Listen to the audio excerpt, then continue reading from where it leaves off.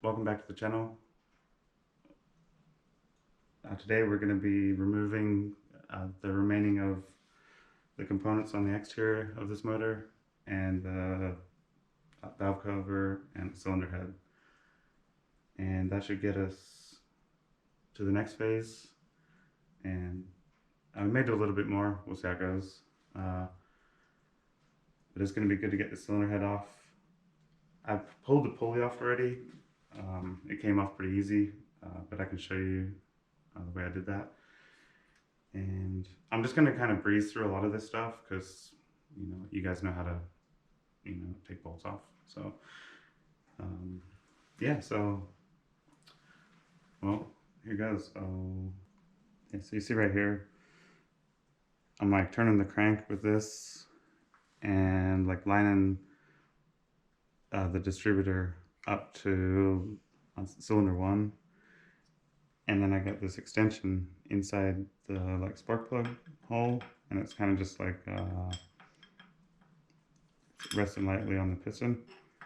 And as I rotate this around,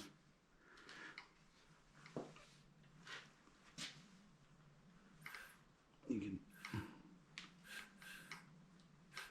like see the ratchet go up, and just went past.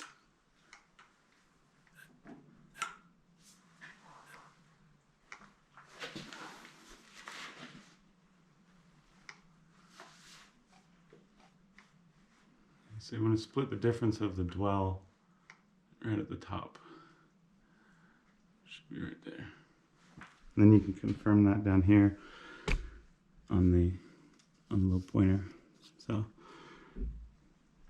we're good to pull that pulley off now. It's like I mentioned earlier, because I'd already broken that loose. Already good to go because it's already been off, but I just wanted to kind of show you, the way to get that all lined up before you do.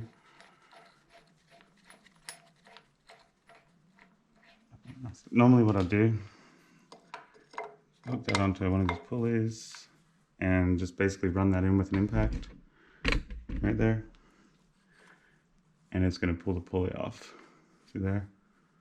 I can do it off my fingers because I've already taken it off, but I just wanted to show you.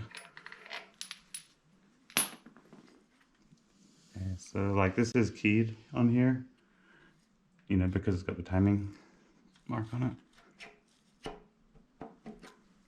Yeah. Which is pretty heavy. That's basically like having a second flywheel. Alright, so that's it for the pulley. And I'm sure yours won't come off that easy. This one came off surprisingly easy, and I'm guessing it's because somebody's worked on this engine. You can see up here we got like this like silicone coming out of pretty much every orifice. So somebody's been into this motor, and we're just gonna find out together how it is on the inside. There's no way to really know till you get into it, but the good thing is there will really be no deal breaker on this engine unless the block is cracked or something, something extreme, or the crank's bent, or there is a few things that could call it off, but I believe I'll just get another one of these engines if that did happen, because I've really started to like this motor a lot the more I learn about it. So, all right, let's go into the water pump and cooler.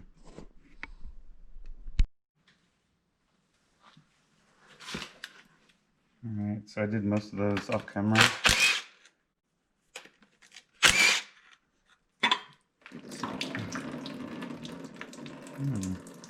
Nice.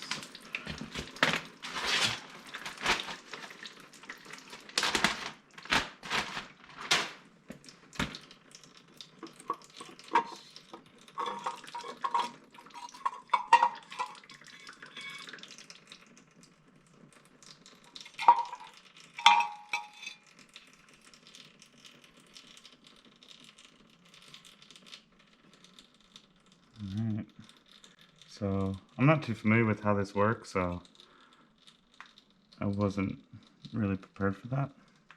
But looks like everything's in pretty good shape from what I'm seeing though.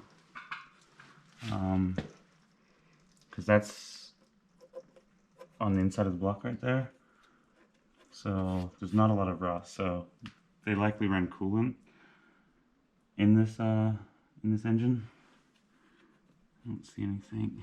It's a little gnarly in there, but from what I've seen, this one looks kind of better than most. So I pulled out these two nuts here. I wasn't supposed to take them off. I could have taken that all off as one unit, I guess. Yeah, because like that's got the oil on the inside of this.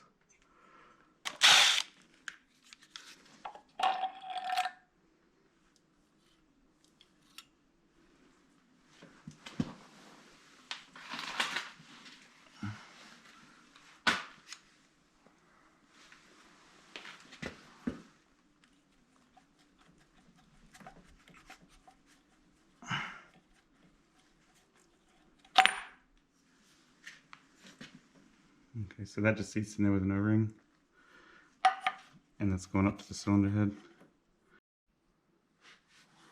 Alright, so I just came around to the other side of the motor here, and I was just getting ready to take this power steering pump off, and you can like see how it's got all the silicone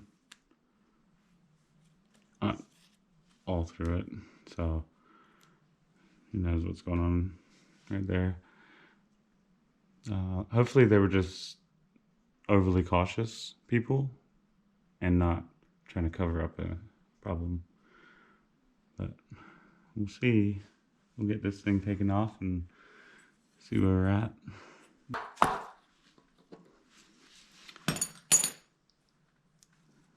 So we've got that sealant to separate. There you go. So it's just a gear driven power steering pump. Looks like everything's in good shape internally. It's looking good.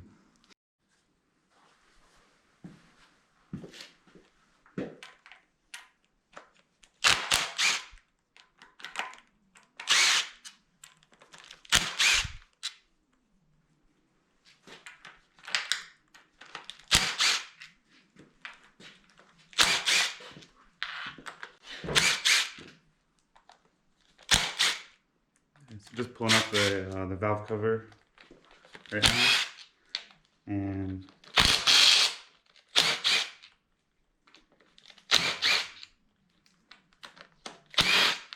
get to see what the cams look like.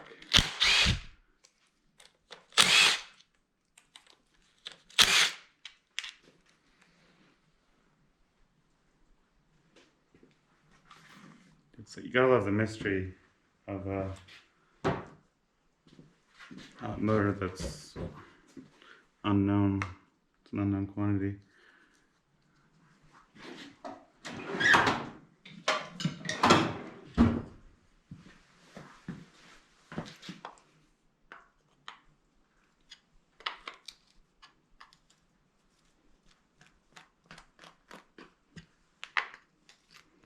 Just want to ease it up. Looks like it's been on for a while. Getting stuck on there.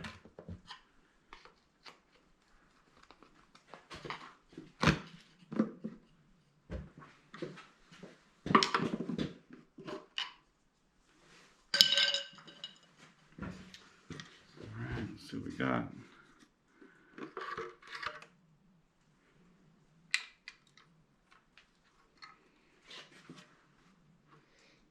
A lot of burn oil.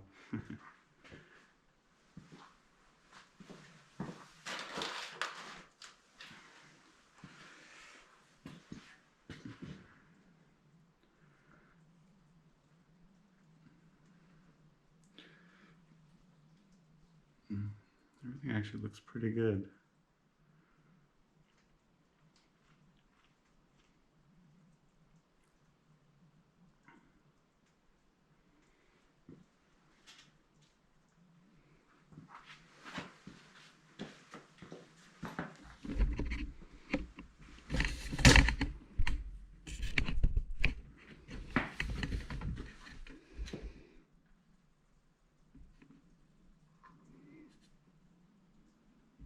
It's a little dry because it's been a while since it ran.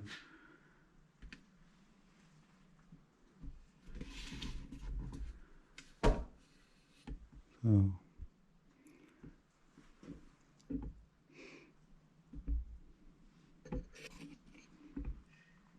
you can see there it's pretty.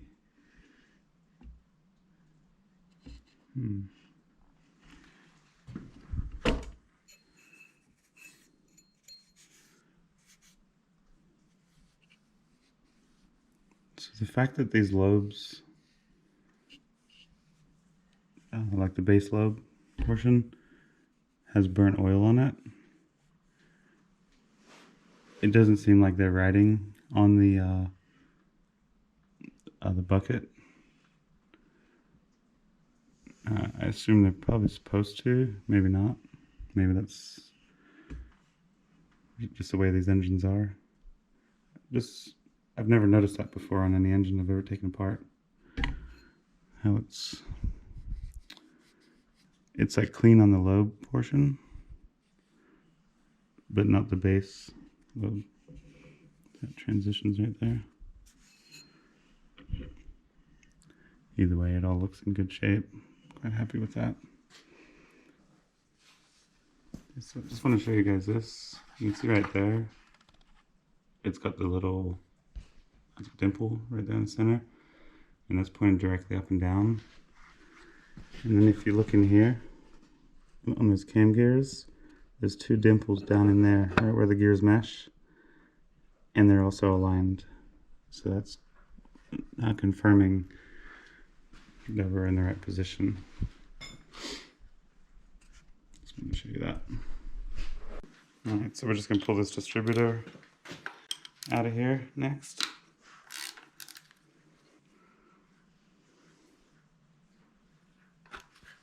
Oh, nope, came right out. So far this engine's been a joy to disassemble. So we're just pulling off the like timing chain. That's tensioner. Ow. Right now, those are a little rusty. So,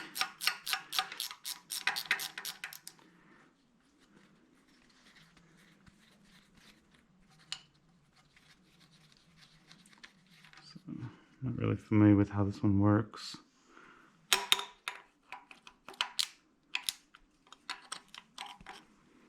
Usually they're spring loaded, but doesn't seem to be.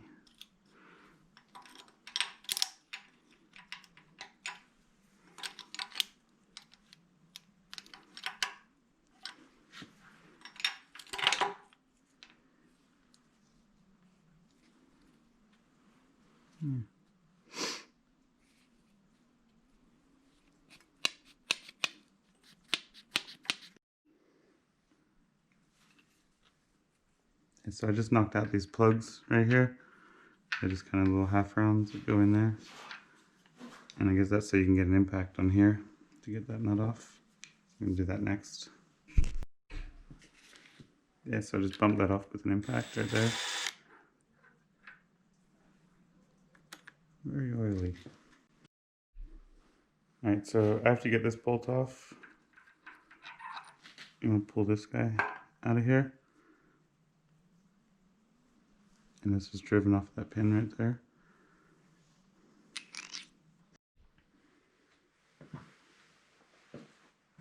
And so I'm just going to shimmy this thing off.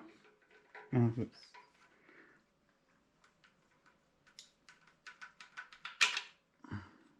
And you like see I zip tied it right there so it kind of stays attached. But once that's separated from the cam, you can start breaking these caps loose. And you gotta do them very gradually.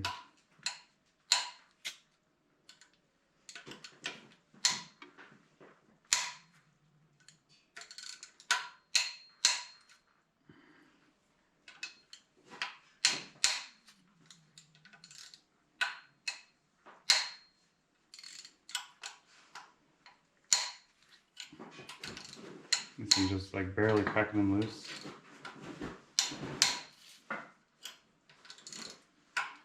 Because some of these camshafts are like hollow,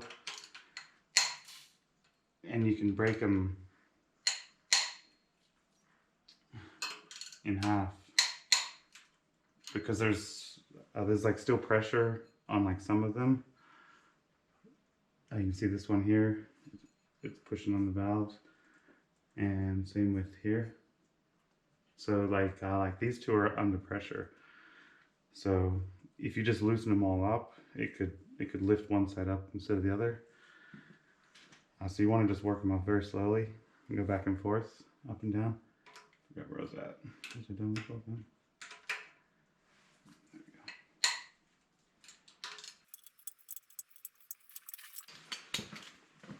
There we go. I like to use something like this. Easy to control.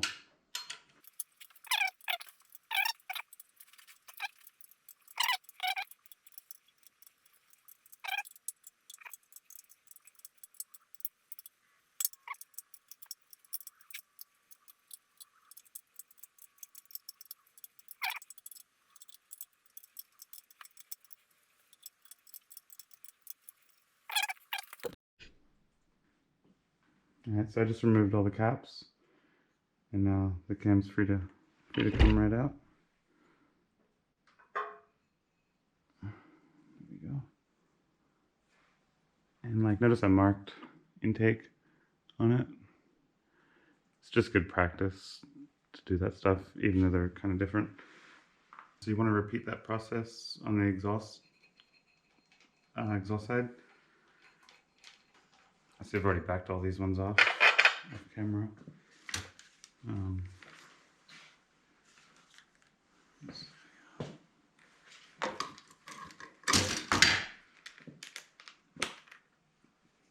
so they're pretty much all finger tight now. So they're all loose. You can see they're moving. So I'm just going to get those off.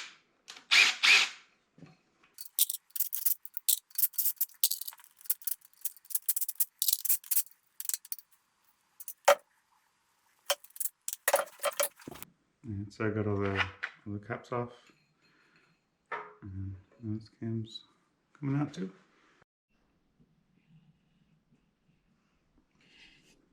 And so you'll like see I marked all the like buckets there. They're all numbered, intake and exhaust, 1 through 12, all the way down. Yeah, so you want all them to go back in where they were. Just good practice.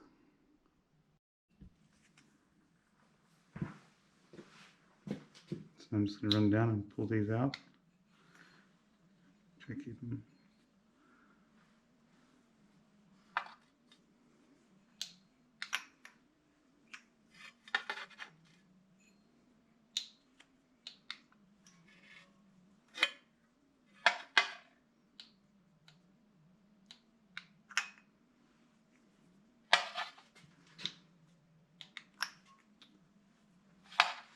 So you get the gist.